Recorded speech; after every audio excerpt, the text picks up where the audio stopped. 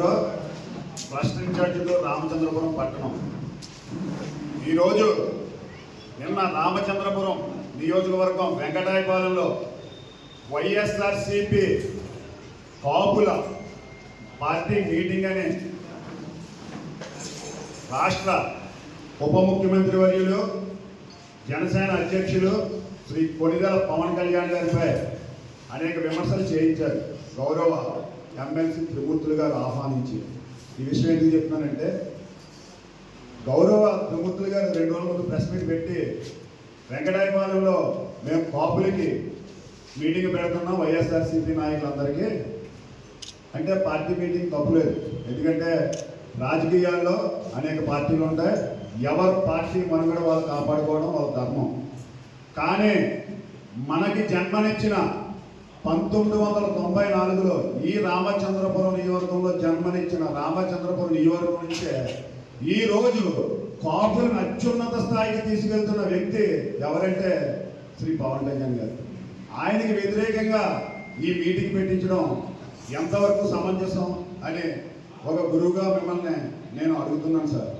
ఎందుకంటే మీరే నేర్పారు మాకు, కులాన్ని గౌరవించండి, మిగతా కులాలను కలుపుకొని రాజకీయాలు చేయండి. మరి ఈరోజు కొణిదెల పవన్ కళ్యాణ్ కులం కాపు, అది తెలిసే కదా 2024 సార్వత్రిక ఎన్నికల్లో రామచంద్రపురం నియోజకవర్గంలో వాసంశెట్టి సుభాష్ గారు కూడా 95%, రాష్ట్ర వ్యాప్తంగా సుమారు 70% కాపులు మద్దతు ఇచ్చారు. ఈరోజు మీరు మిగిలిన బొత్స గారి దగ్గర నుంచి అంబటి వరకు, అక్క వంగాగేట్ దగ్గర నుంచి మన కోడిగుడ్డ అమర్నాథ్ వరకు ఇలా కూడా సంబోధించకూడదు. ఎందుకంటే మన సంస్కారవంతులు చెప్పారు, సమాజంలో కాపులకి పవన్ కళ్యాణ్ గారు ఏం చేశారని అడిగారు. ఒక పెద్దన్న పాత్ర మాత్రమే పోషించమని చెప్పమని ఇందాక మన సోదరులు చెప్పారు. అదే విధంగా మేము చెప్తున్నాం. మరి మనం చేస్తున్న పని ఏంటి సార్? కాపుల ఐక్యత వర్ధిల్లాలని ఒక నోటితో మాకన్నా ముందు పెట్టి 40 సంవత్సరాల నుంచి మీరు మాట్లాడుతున్నారు కదా, మరి రేపు కాపుల ఐక్యత ఎలా ఉంటుంది? వైఎస్ఆర్ పార్టీ కాపులనే పెట్టి నియోజకంలో పెట్టి మీరు మరి ఎందుకు ఈ మధ్యన ఇలాగ మమ్మల్ని శిక్ష పెడుతున్నారు? అంటే మేము ఎవరో కూటమిలో ఉండకూడదా? అందరూ వైఎస్ఆర్ పార్టీలో మీతోనే ఉండాలా? జీవించినంతకాలం మీతోనే జీవించాం. పవన్ కళ్యాణ్ గారు పిలిపించారు కదా, ఏమని ఇచ్చారు? మనందరం ఒకటే, రాష్ట్ర అభివృద్ధి, దేశ సమగ్ర అభివృద్ధి కోరుకుంటున్నాడు. కాబట్టి మన పెద్దలు చెప్పినట్టు గౌరవ ప్రధానమంత్రి ఒక సాధారణ స్థాయి వ్యక్తులకి ఎవరికి రారు. అనేక మంది ఉప ముఖ్యమంత్రులు చేశారు ఈ రాష్ట్రంలో. కానీ మొట్టమొదటిగా ఒక ప్రధానమంత్రి ఇంటికి వచ్చి అంటే కులం సమాజంలో ఒక పాత్ర మాత్రమే. ఎందుకంటే వ్యక్తులు ఉపయోగించుకుంటే కులం నాశనం అవుతుంది, అదే వ్యవస్థ ఉపయోగించుకుంటే కులం యొక్క ఔన్నత్యం పెరుగుద్ది. అటువంటి ఉన్నతమైన పదజాలంతో పవన్ కళ్యాణ్ గారు మనల్ని ఎవరికి తీసుకెళ్తుంటే, వైఎస్ఆర్ పార్టీ కాపుల మీటింగ్ అని మీ అనుభవజ్ఞులైన 3 సార్లు 4 సార్లు మంత్రులు చేసిన వ్యక్తులతో, ఎంపీలు చేసిన వ్యక్తులతో, శాసనసభ్యులుగా వ్యవహరించిన వ్యక్తులతో ఈ వెంకటాయపాలెంలో కాపుల మీటింగ్ పెట్టడం ఏంటి సార్? అంటే రేపు నుంచి మీరు వైఎస్ఆర్ పార్టీ కాపులతోనే తిరుగుతారా? అక్కడ ఉన్న నాయకులందరూ మంచి అయినా చెడైనా వైఎస్ఆర్ పార్టీ కాపుల ఇంటికి వెళ్తారా మీరు? అంటే అనమాట కూటమి నాయకులతో కానీ కూటమి కార్యకర్తలతో కానీ, అంటే కాపులతో మీకు పని లేదు. అంటే మీరు వైఎస్ఆర్ పార్టీ అభివృద్ధి చెందాలి అంటే ఇది ఎవరికంటే లబ్ధి? జగన్మోహన్ రెడ్డి గారికి కాదు. మళ్ళీ ఏమంటారు? జగన్మోహన్ రెడ్డి గారు చెప్పలేదు, మేమంతా మేమే పెట్టామంటున్నారు. ఓకే, మీరు పెట్టారు, మరి ఎవరి కోసం? కాపుల ఐక్యత అభివృద్ధి చెందాలనే ఈ నోటితోటి మీ నోటితోటి మేము నేర్చుకుని మేమందరూ సమానమైన జీవిస్తుంటే ఒక వైఎస్ఆర్ పార్టీ కాపులని మీటింగ్ పెట్టిన మరి మిమ్మల్ని మేము ఏ విధంగా గౌరవించుకోవాలో మీరు చెప్తే మేము భవిష్యత్తులో నేర్చుకుంటాం. నెక్స్ట్ వచ్చి ఈ రామచంద్రపురం నియోజకవర్గానికి వస్తే, సుభాష్ గారిని ఒక కులం గురించి అంటే పబ్లిక్లో ప్రస్తావించడం అంటే సిగ్గుసేటండి. ఎప్పుడు కులాల గురించి మాట్లాడే వ్యక్తి ఎప్పుడు దిగువ స్థాయిలోనే ఉంటాడు.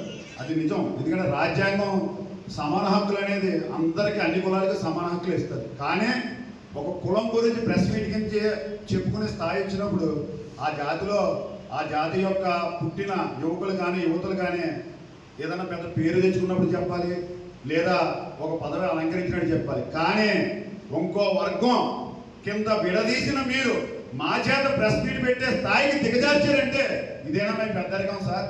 మీరు ఒక్కసారి ఆలోచించండి. రామచంద్రపురంలో ఉన్న కాపు అంటే మాకు పార్టీలు ఏవి లేవండి. వైఎస్ఆర్ పార్టీ అన్నా, తెలుగుదేశం పార్టీ అన్నా, జనసేన అన్నా, బీజేపీ అన్నా కాపులందరూ ఒకటే. అలాగే జీవించి, ఎందుకంటే దానికి నవంబర్ నెలలో వస్తాయి, వనభోజనాలు వస్తాయి, అప్పుడు కులాన్ని గౌరవిస్తాం, కుల పెద్దలను గౌరవిస్తాం, కులంలో ఏమన్నా చదువు కోసం ఉంది లేదా ఉద్యోగాల కోసం చెయ్యమని అభ్యర్థిస్తాం, అప్పుడే మేము కులాన్ని జ్ఞాపకం చేసుకుంటాం. కానీ ఈ నియోజకవర్గంలో మీరు కులపరంగా పెద్ద నాయకుడు అని చెప్పుకొని మాలాంటి ఎంతో మంది యువతను తయారు చేసి మరి నిన్న వైఎస్ఆర్ పార్టీ మీటింగ్ పెట్టడం అనేది నిజంగా చాలా బాధాకరం, అవమానకరం. భవిష్యత్తులో మీరు ఇటువంటి మీటింగ్లు పెట్టాలనుకుంటే మాత్రం దయచేసి ఈ నియోజకవర్గంలో వద్దు సార్.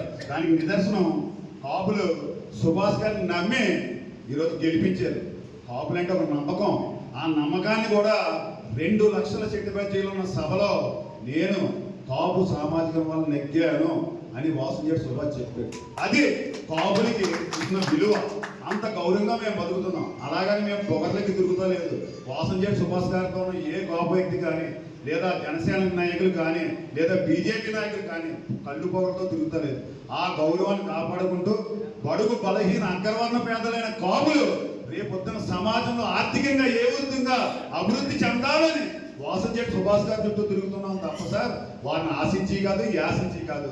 అటువంటిప్పుడు మీరు మమ్మల్ని 5 సంవత్సరాలైనా ప్రశాంతంగా బతకనివ్వండి సార్. సార్వత్రిక ఎన్నికలు ఇంకా చాలా దూరంగా ఉన్నాయి.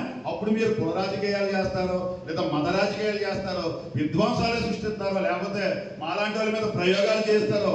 లాస్ట్ సంవత్సరం చేయించాను. అప్పటి వరకు కనీసం పవన్ కళ్యాణ్ గారిని అన్నా, ఎందుకంటే మేమందరం చిన్నోళ్ళు, ఆయన ఒక మహోన్నత వ్యక్తిగా ఎదిగిన వ్యవస్థనే రూపొందిందామని చాలా కష్టపడుతున్నారు. అటువంటిప్పుడు మీరు ఏం చేయాలి సార్? ఈ 5 సంవత్సరాలు ఆయన రాజకీయం చేయడం అప్పుడే కంగారే వచ్చింది. రేపు వచ్చి లోకల్ బాడీ ఎలక్షన్స్ కోసం అప్పుడే మీరు ఈ మంత్రాలు కుతంత్రాలు ఎందుకు సార్? పవన్ కళ్యాణ్ గారిని గౌరవిద్దాం, వారి ఆశయాల్లో నడుద్దాం. కాపుల ఐక్యత, కాపుల ఐక్యత, కాపుల ఐక్యత. జై హింద్.